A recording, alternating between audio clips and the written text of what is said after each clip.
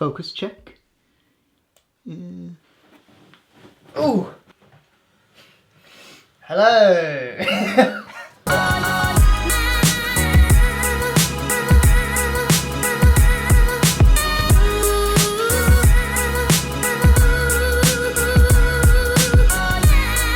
Q&A time, guys. Hello, welcome to another video. This is my brother, Jacob. Hello. He's going to be in the Q&A today. And I asked you some questions in the last video and on Instagram. So we're going to get to it right now. I think we should start with the YouTube ones first. We're both wearing hats because our hair is ridiculous at the moment. Okay, here's the video. We got 3 on here. Okay, before we start, I want to say thanks to all that viewed my Autumn Leaves video. Thanks for all the comments on Instagram. I did a little clip, like 1 minute of it, and it's hit 5,952 views. Nice. So that's cool. So thank you all for viewing that. If you haven't seen it yet, there'll be a link up here to go watch it. Okay, let's get it started then. Okay, first question, I think it will be for me. Ruby Door. What program did you use to edit Autumn Leaves? So the program I use, the editing software, is Final Cut Pro X. It's made by Apple, and I think it only made sense if I use that because I used iMovie way back when I did my first film at school. It was like a little project for film studies. I've always used iMovie, so to go from iMovie to Final Cut Pro is an easy transition to do. It's a good software. It has got like its down points as well. I don't think it's got as much as Premiere Pro. Is it? I've never used Final Cut, so I wouldn't know. Yeah. I don't use Premiere that much. I think Premiere you can get more plugins for grading.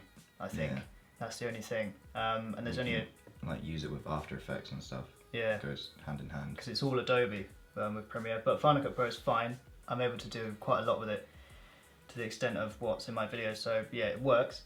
So that's what I use. Next photo. Do you ever print your next photo? Why did I say that? Next photo. Next question from Israel. Israel? Is it? Israel? Israel Coronado. Coronado. Do you ever print your photos?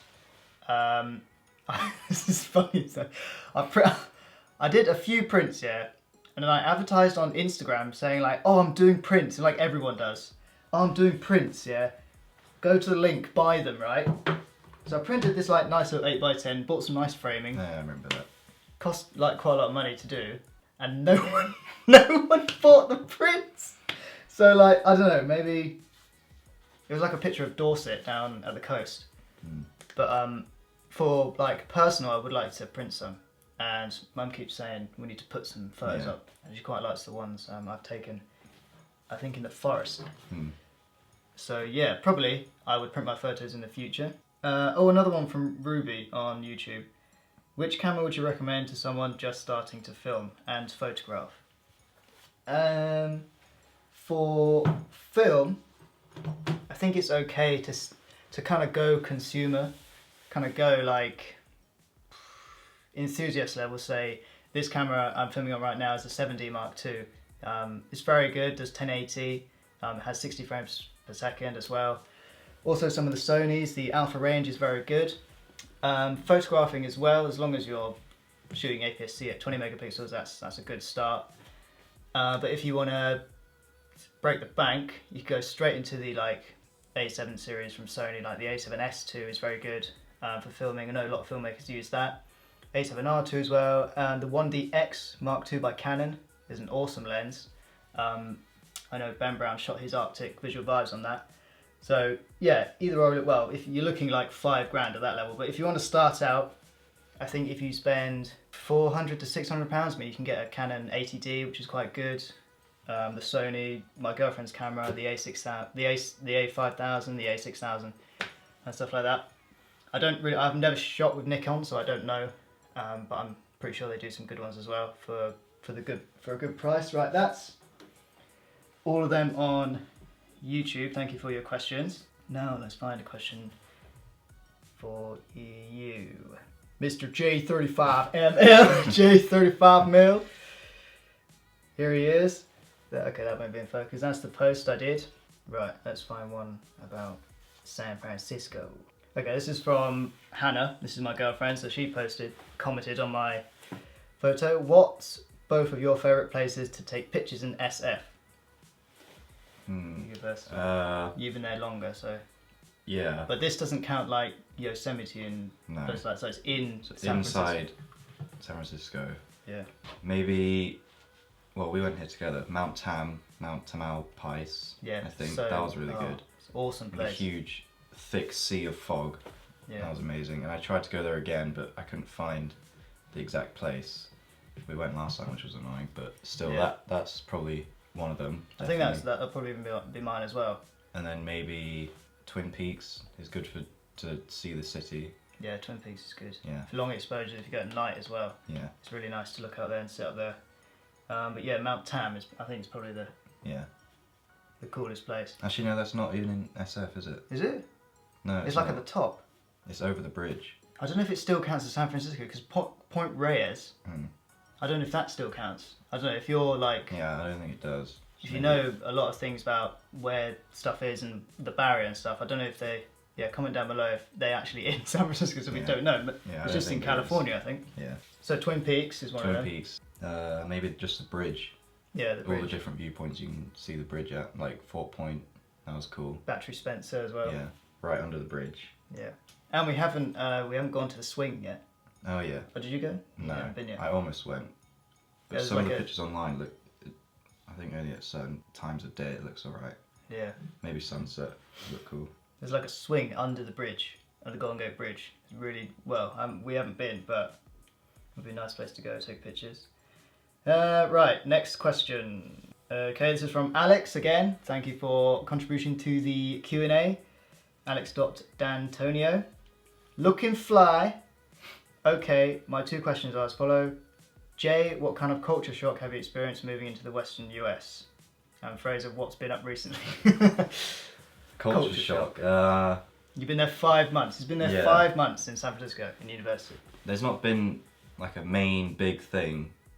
It's mainly just they call certain things with different words. They don't use the same language or even the same humour as me sometimes. I experienced Thanksgiving as well, so that was weird, experiencing that holiday for the first time. But yeah, mainly it's just how they call certain things different to me. So there's sometimes that bit where I'm having a conversation, they're like, what do you mean? Or I'm like, what do you mean? Yeah. Yeah. So that was weird learning new definitions and stuff. We're quite used to like, say the roads and like the general... Yeah, the roads are weird as well. Because we've been twice now. Yeah, so we're still turning right on red. Yeah. It's weird. Oh yeah, that's weird, isn't it? You can turn right on a red light. Yeah. And obviously the other side of the road, but I haven't driven there yet. And Fraser, what's been up recently? Just smashing out the schedule, bro. 2 videos a week. It's going well actually. I slipped on the last video that came out after 12. Yeah. That's because I was editing. It's been like 3 AM. But no, it's good, and it's been 1 month. So I've done a whole cycle of a month now. So it's been 8 videos. Like I said in my video where I explained the schedule. 8 videos a month, so I've completed that for the first month. Yeah. So, and other things, just getting Christmas decorations. Yeah, behind us, put a tree up. And just getting into the Christmas vibe. Okay, another one from Blainerific. Now this guy, Blaine, we always miss him when we go to SF. The first time we missed him, and then the second time, he was at Mount Tam when we went. Oh yeah. And then I didn't have any signal, and I was trying to get through, and we always missed seeing him. Yeah. But bro, if you're watching this, which you probably will be because your question's in here, next time you'll be there, and we'll fly out in May, isn't it? Yeah, around that time. Yeah, so we're coming back in May. So Blaine, hit up the cell, man. Give me some DMs like around that time, and we'll definitely meet up that time, and won't miss it again. Okay. Bros, I feel like I always miss the opportunity to chime in on these Q&As. What aspects of a good photo make it good?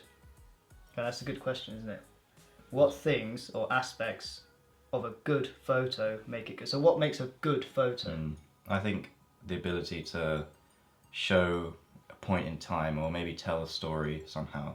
Yeah. Or give off a certain feeling that maybe the person who's viewing it can't experience it themselves, which I think is nice, being able to share different places and different destinations with other people. That's good, because there's that side of it, which makes a good photo. So if you take something which people understand, and that even though it could be blurry, even though it could be not the right exposure, that still can make a good photo. But then there's the other side, the technical side. Yeah, the technical side.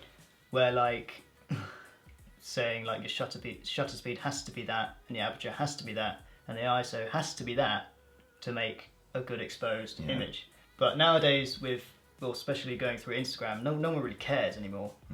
It's all like to your own style, and some people's style is like exposing images, exposing images. Really heavily contrasted, or really heavily contrasted, and a lot of grain. I mean, I know some people think grain is wrong, but people now, because they want the film look back, they put grain in their videos. So I think your point is better to show something that means something and a story, and that someone can connect with. That makes a good photo, I think. Yeah. And just giving off your style. So telling people your style, and they know where you've built up your style, and they can tell that's you. So that makes it a good photo. Right. On to the next one. Okay, this is kind of the same as Alex's from Andrew Curious. Beautiful portrait. My question is, what are the biggest differences you have seen from England to USA? I'm curious. Ha! No, it is named right. Well, biggest differences. The roads? Well, for me, it's the roads. The Freaking roads. huge. Not hearing my accent anywhere. There's like, Yeah. I've seen like 4 people in my school with my accent. That's crazy, isn't it? Different restaurants, like fast food places, different cars, just everything. It's not, the people aren't that different. Like, you still find friendly people, you still find nasty people, but it's just everything looks different, and everything, everyone grew up differently. Yeah. I mean, the first time we went to LA, and the whole colour was just beige. Yeah. There was no green or anything like that. When you walk around here in England, it's just green everywhere. Yeah. It just gives a completely different look. Yeah. It feels like you're walking through a different world, almost. And there's no mountains in England, except when you go up north. Where we live, there's no mountains. It's all flat, basically, just hills. And then San Francisco and LA and the whole of California, the whole of the USA is covered in mountains. Yeah. So it's cool to see a transition. Yeah, but still, even though it's in a completely different country, sometimes with people I've met, there's still similarities there. Yeah. Like things from my childhood, they know about that as well. Yeah, you can definitely still connect. Yeah, it's not like a completely alien thing where you don't know where you are. Yeah. All right. Okay, next question from Justin Beagle. Thank you for contributing again to the Q&A. 6-shot, one to your brother and one to like both of you. What's your brother's course of study? My major right now is marketing, so I'm in the business school. And business. Yeah, business school, and hopefully next year I'll look into minors, but I'm not really sure what I'm going to do. You haven't chosen yet, have you? No. You were going to do film, but you kind of don't know what to do now. Yeah, because I don't want to do film studies all over again, because that's just the history of film, which I've done. Yeah. I did it for about 4 years in the past, so. Yeah. And what are your origins? Yes. What are origins? Maybe our ethnicity. Ethnic background, I think he means. Yeah. So we are both born and raised in the UK, lived here for forever. Yeah. Reading. Yeah, Reading, if you know. Big up Berkshire, the boys. Yeah, so born and raised in England. My mum is fully English. Our dad is Chinese, so we're half Chinese and English. And he came over to the UK when he was 19 or something? 18, 19. Yeah, 1973. Yeah. I think that's it. So he's been over here for 30, 40 years. So we're very much English. Yeah. He's very much Englishized, yeah. I would say. Very westernized. Yeah, very westernized. But yeah, that's our origin. We can't speak Chinese, by the way. No. We can't. We did know how to say 1 to 10. That's about it. But that's about it. Because there's so many different dialects, I don't even know which one we would learn. And you have to learn from a young age. Yeah. Because it's a hard, very complex language. But yeah, that's that. And then your mate has commented his roommate has commented from USF. James Merle. Yeah, Am I saying that right? James Mel. James Merle, how you doing? Hey James. I'll see you in May. Marco. Yeah. Excited to see you and Dan actually. What's the dorm life like at USF? And 2, I heard your roommates suck. Comments. The dorms are small, as you know. So small. They're so small. Yeah. And I'm in a top bunk, which kind of The sucks. ceiling's like here. I've hit my head a few times. Shared bathrooms. Just like, it's the same to uni over here, really, I think. Yeah, it's pretty much the same. Yeah. Yeah. And yeah, my roommates suck. They're the worst roommates I've ever had. No, James, you you're get a on great quite well. roommate. Yeah. Yeah. You get Really on glad that I met you guys, you and Dan, my other roommate. And yeah, I'll see you in January. Nice next guys. semester. They seem like nice guys. Yeah, they're nice guys. Yeah. All right. I think that pretty much does it for the Q&A. Yeah. Answered all your questions actually. There's a good few questions in it, and it's not so photography. There were some nice ones. Yeah. It's not always. Yeah. So that is actually good timing because I said I was going to do a Q&A once a month, and the last time I did one was around the 20th.